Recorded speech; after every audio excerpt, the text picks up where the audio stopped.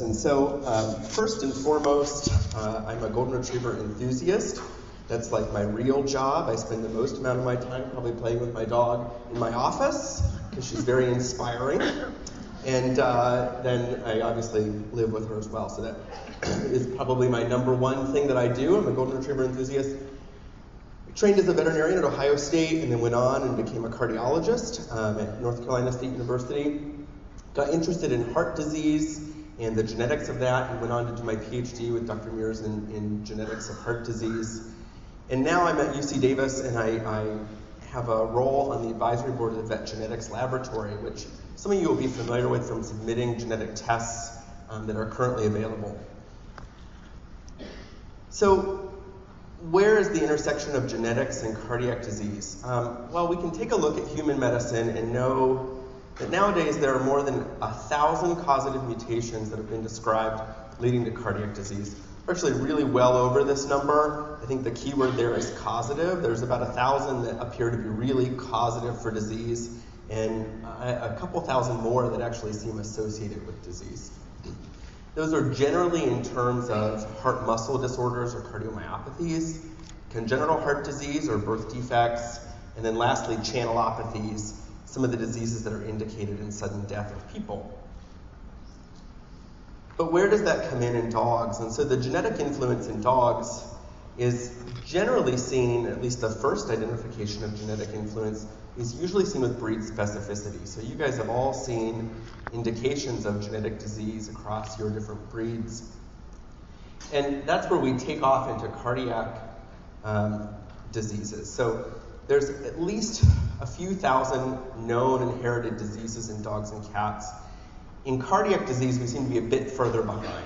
So there are only 4 to 6, depending on what ones you're looking at, mutations that are known to be associated with cardiac disease in the dog, although it seems that these numbers are increasing each year with new studies being funded and new information coming online. So in cardiac genetics, there will be shameless plugs of my dog in here because I just had to put her somewhere and nobody really wants to see her. I try to show her in student lectures and I get in trouble for it all the time. So let's first break down congenital versus acquired disease, because I'm going to talk about a few different heart diseases today, and I want to get this out of the way because I hear this brought up as an argument that something is or isn't genetic all the time. And so congenital disease, meaning present from birth, acquired disease, meaning develops after birth, neither which actually say whether or not it's genetic. Okay? Genetics can be the driving force for either of these categories. So as we move forward, I'm going to use the term inherited heart disease for cardiac diseases that have some evidence that they're passed on in families. So what are the types of inherited heart disease in dogs that you guys care about? Congenital disease is a huge category, the first of which is subaortic stenosis, my main area of interest, patent ductus arteriosus, pulmonic stenosis, tricuspid valve dysplasia. These are usually types of diseases that are involved in the kind of formation of heart valves and structure. And so these would be termed congenital heart diseases. And generally, we can see evidence of each of these being inherited in some of the different dog breeds. We're going to go into a couple of those in a bit. Acquired disease, these are the cardiomyopathies or heart muscle disorders that generally come on with age.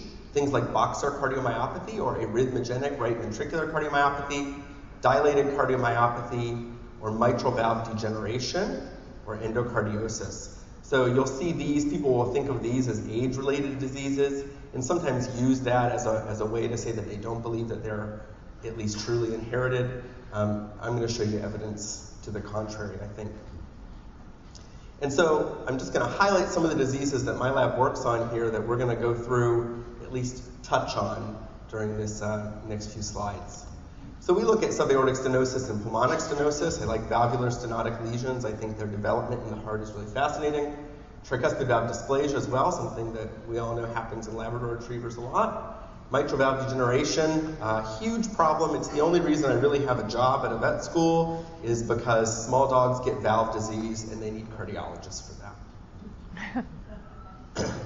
So subvalvular aortic stenosis. This was the bulk of my PhD research and what my lab really continues to focus on I think it's a really fascinating disease process and really devastating at times. It's the second most common reported congenital heart disease in dogs, depending on what you read. Now, if you look at our caseload at UC Davis, it's actually the most common, but some of the data was really based on pathology reports and things of that nature. So the really mild cases of subaortic stenosis may have been missed when we go back and look at the data there. It's characterized by a subvalvular ridge of tissue beneath the aortic valve that really limits blood flow. And it's most common in large breed dogs. Newfoundlands, Rottweilers, Golden Retrievers. Lots and lots of dog breeds get it, and we're going to talk a little bit about some of those. The clinical signs of this disease and why I find it so fascinating are really different. So if they have mild subaortic stenosis, they can have absolutely no clinical consequence. And because of that, many of these dogs remain in the breeding population. Okay, and that's why subaortic stenosis has become such a common problem, in my opinion. If they have severe disease, their average lifespan is just 19 months, and that's usually by way of sudden cardiac death, but they can also have complications like congestive heart failure. So I want to switch for just a minute and talk about acquired heart disease, because I don't want everybody to feel left out that doesn't have a big sporting breed dog in the room.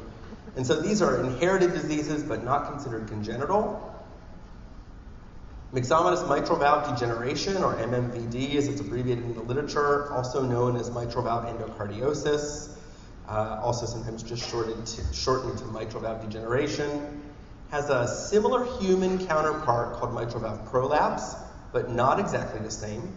This is that degenerative valve disease leading to incompetency of the valve, leading to left atrial enlargement, and then instead of pressure overload, we get a volume overload and congestive heart failure. So if you are a Cavalier King Charles Spaniel enthusiast, you know all about this disease. In that breed, there are more affected dogs than normal dogs. I actually started out with the desire to study this disease in Cavaliers, and I've almost given up because it's been, I think, 6 or 7 years that I've been trying to collect samples, and I have 3 normal dogs. 3. And I've collected, I think, 400 affected dogs. So, and that's just in full screenings. I just can't find a normal Cavalier. So if you have one on your couch, you should let me know. What age? Yes, exactly, that's the question. So what age is normal? Well, you need to know that these guys aren't going to go on and develop it if we want to consider them a typical control. So 10 years? 12 years? I don't know. I actually started lowering the age over time. So when I started out, I was really aggressive. I thought, I want these dogs to be 12 years old and not have mitral valve degeneration, because cavies live a good long time if they don't die of heart failure. And so I thought that would be reasonable. No, couldn't find any 12s. I think the 3 or so that I have are about 10. And if I drop that down to 7, I can get a lot more. But the question becomes, what are we actually looking for if we start allowing our controls to be younger and younger? And so I'm going to show you what I think we're looking for. And so whippets are where we went next. So do we have any whippet folks in the room? Yes, great. So whippets are where we went next for mitral valve disease, because whippets are unique. They're not your typical small breed dog. They get this small breed dog disease, but they're not as ubiquitously affected as the Cavalier. And so we thought in whippets we could actually really clearly define a control population, and there happened to be a really nice longitudinal clinical investigation ongoing in whippets at the time. And so, just to show you what mitral valve disease looks like, in case you've not actually been up close and personal with it, this is a very expertly dissected normal mitral valve where the leaflet of the valve itself should be paper thin.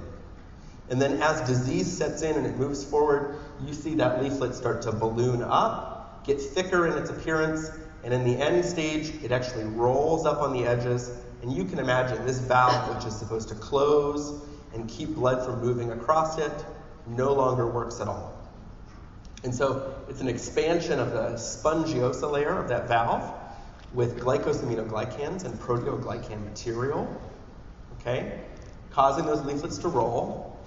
It can spread down to affect the support apparatus of the valve, or the chordae tendineae. These little strings here can also become affected. The valve then prolapses back into the left atrium and allows blood to leak. Those chordae tendineae can get so irritated that they rupture, And eventually you end up with massive amounts of retained blood within the left side of the heart, causing bad, bad, bad congestive heart failure. And so mitral valve degeneration is a super common disease process in what I like to call one-handed dogs. If you can pick them up and put them on the table with one hand, they pretty much all get some form of mitral valve degeneration with age, okay? But particularly the Cavalier and other breeds like the Whippet are really overrepresented. And so in Whippets, this is just a graphical depiction here, an echo of a dog with mitral valve degeneration. This is not supposed to look like this. So this is the mitral valve, and it is amazingly thick. So you could imagine that that valve is no longer competent, and it's really just letting lots and lots of blood leak back into this left atrium. So again, this valve here allowing blood to regurgitate across the valve, causing a heart murmur, eventually leading to congestive heart failure. So we consider this a challenging disease because maybe this is just a fixed trait in the Cavalier King Charles Spaniel. So maybe my efforts to identify the normal Cavalier is, something I should give up on. I'm still trying a little bit, but I think it's really difficult to find a truly normal Cavalier, especially deciding what normal age is going to be there. Screening for this disease also makes it incredibly challenging. If you want to feel bad for somebody, subaortic stenosis people, you should feel bad for the mitral valve degeneration people because they have to screen every year by echo, and they don't really know when to stop screening, right? So while subaortic stenosis, you can screen once at about a year of age with echo and you're good to go. Mitral valve degeneration is an adult onset disease. We just don't know when you can stop screening to say that your dog isn't going to develop it. And so that left us wondering if studying the severity of the disease was more reasonable. And that's how we ended up in Whippets. What we find in the Whippet is that there's a subpopulation of Whippets that end up with mitral valve disease really early and more severe than other Whippets. And so the question became, do we really care if a 12-year-old dog has a little bit of valve degeneration? Or are we really worrying about those 5-year-old Whippets that are no longer able to do what they are supposed to be doing, no longer able to live a normal dog life because they have really bad heart disease?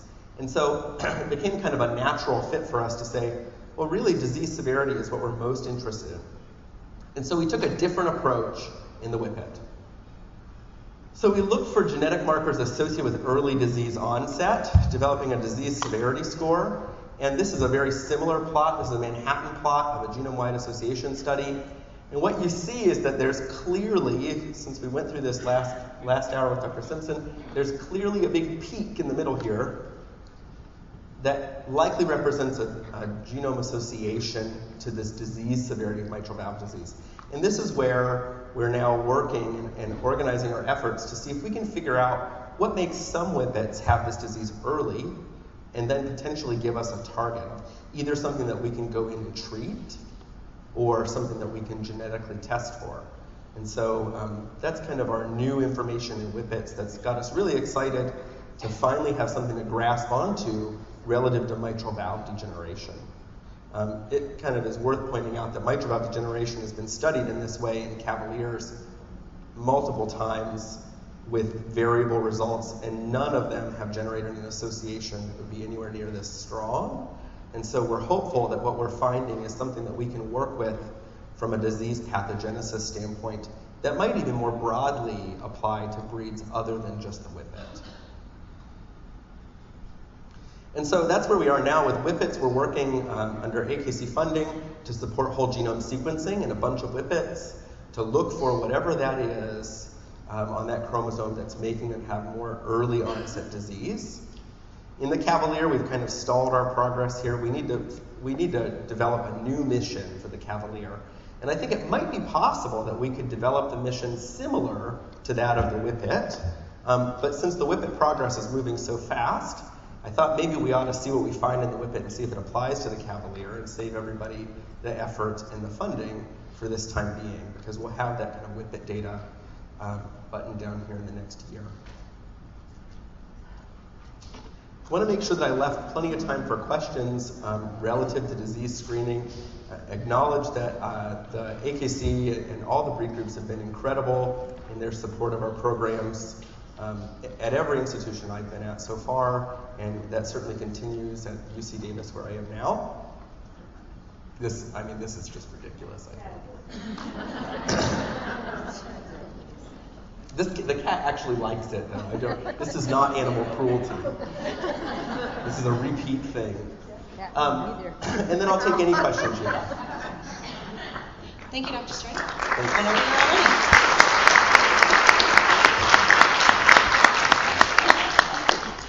I just want to have a comment more Yes. than a question.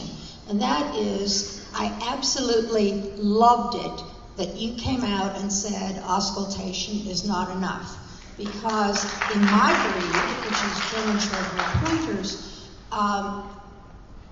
we keep getting feedback from our membership that when they take their puppies in to be screened, and this is a chick requirement for us, that the cardiologists all tell them, oh yes, we can hear a murmur, and if we don't think it's serious, it'll be okay, we'll pass you, but you don't need an ultrasound. Yeah. And we have struggled with this because we don't feel we can get the support of the cardiology community. Unlike you, you are the first cardiologist that I have heard say, out publicly that this is not enough. And where is that thinking in the cardiology community? Great.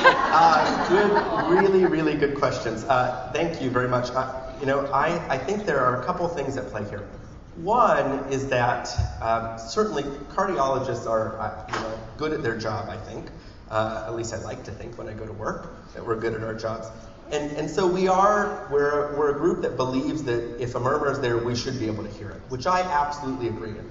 What I don't agree on is that when you take a cardiologist out of our little room in our teaching hospital, in my example, where I can tell everybody adamantly to shut up and close all doors and turn off all machines, and you put me at a state fair next to the bathroom with 1,000 things going on, that I'm going to have the same sensitivity and specificity that I had in my home office. So that's one thing that I think is really important. And I will tell you, you've hit the nail on the head that cardiology is divided down the middle, I think. I don't think I'm the only one, thank goodness. Divided down the middle between those that believe that echo is really a key component of breed screenings and those that would rather not do echo as a component of breed screenings. I do not know what the real motivation is on the other side of the fence because I'm not on that side of the fence. But I would say that I think it's changing. I think what we're showing is that, if you listen long enough and if dogs are excited, lots of dogs have murmurs. And a lot of the dogs that you think didn't have a murmur have a good reason to have a murmur when you put them on the echo table. I'll use Newfoundlands as an example. The last time I did a Newfoundland screening event, there were a lot of dogs that I didn't hear a heart murmur on, and when I got them on the table, they had clear echo evidence to have a heart murmur. And nothing makes you less confident in your cardiologist than when they put your dog on the table, they say, oh, there's something wrong, let me listen again when they get off the table. That's a bad thing, right? But those are giant, hairy, panting beasts of wonderful, nice dogs. But they're a cardiologist's nightmare. And so really auscultation-based screening is just not enough. I completely stand by that. And we're in the process of reforming as a group of cardiologists, working really diligently with the OFA to reform our screening forms. And I think the reform of screening practices is going to go along with that. One of my favorite cardiologists says, I get asked to do so many breed screening clinics these days. It's incredible. And I said, well, why do you think that is? And he says, it's because I'm old and I can't hear anymore. And so it all comes down to what you actually want to find as well. So.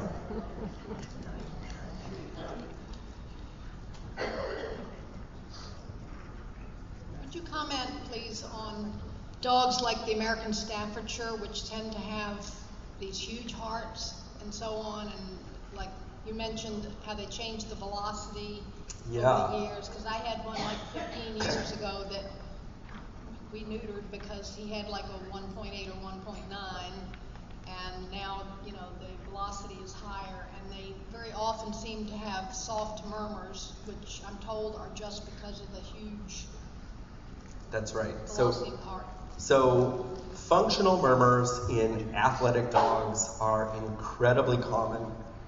Mildly elevated aortic velocities relative to what we thought was normal 10 years ago are incredibly common.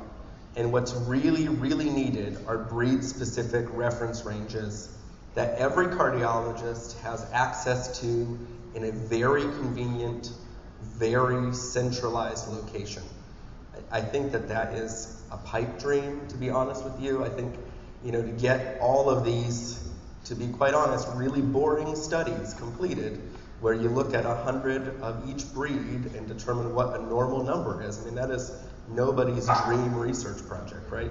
It's just really hard to come by. And so I think you have to find somebody who's enthusiastic about a specific disease in your breed and go after organizing that number for your group if you think your group falls outside of normal. I think boxers have done it well, so if you want a model of somebody that's done it well, boxers have done it well.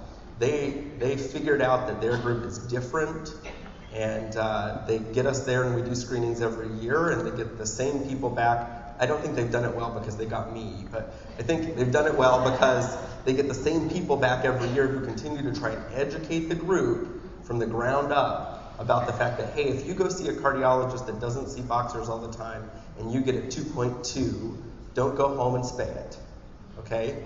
Go talk to your friends. That's not a big deal, right?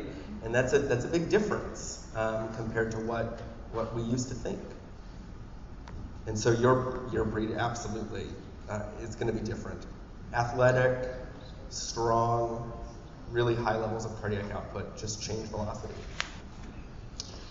My question relates to all breed clusters that tend to have wellness screening at their clusters. My old breed kennel club does do that, but the cardiologists we have that come with Dopplers with them.